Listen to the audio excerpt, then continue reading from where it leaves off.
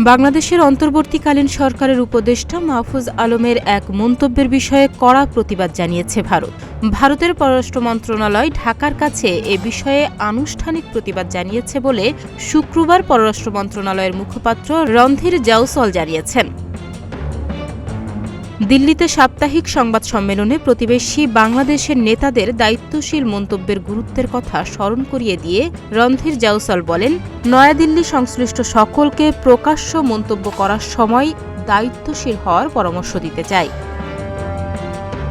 তিনি বলেন, আমরা এই বিষয়ে বাংলাদেশি কর্তৃপক্ষের কাছে আমাদের তীব্র প্রতিবাদ জানিয়েছি। আমরা জেনেছি উল্লেখিত পোস্টটি ইতোমধ্যে মুছে ফেলা হয়েছে। তবে আমরা সবাইকে মনে করিয়ে দিতে চাই, জনসম্মুখে মন্তব্য করার সময় সংশ্লিষ্ট সব পক্ষকে আরও সতর্ক থাকা উচিত। এর আগে গত ৫ ডিসেম্বর উপদেষ্টা মাহফুজ আলম তার ফেসবুক পোস্টে দাবি করেছিলেন যে ভারতকে শেখ হাসিনার পদত্যাগে ভূমিকা রাখা ছাত্র জনতার আন্দোলনকে স্বীকৃতি দিতে হবে।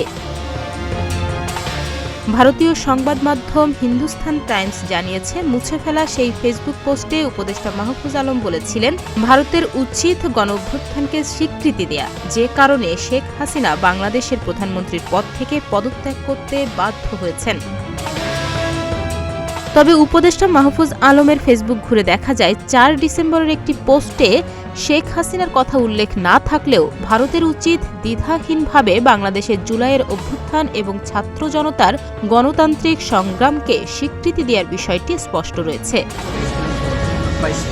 দীর্ঘ ১৬ বছর প্রধানমন্ত্রী হিসেবে ক্ষমতায় থাকা শেখ হাসিনা সাম্প্রতিক আন্দোলন বিক্ষোভ এবং নিরাপত্তা হুমকির কারণে পদত্যাগ করে দেশ ছাড়তে বাধ্য হন।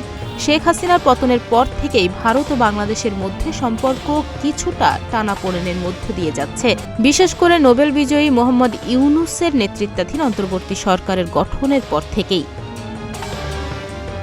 এদিকে বিশেষজ্ঞরা মনে করছেন, এ ধরনের বিতর্কিত মন্তব্য ও সহিংসতার ঘটনাগুলো উভয় দেশের মধ্যে কূটনৈতিক সম্পর্কের ক্ষেত্রে নতুন চ্যালেঞ্জ তৈরি করেছে। তাহনিয়া ইয়াসমিন, প্রতিদিনের বাংলাদেশ।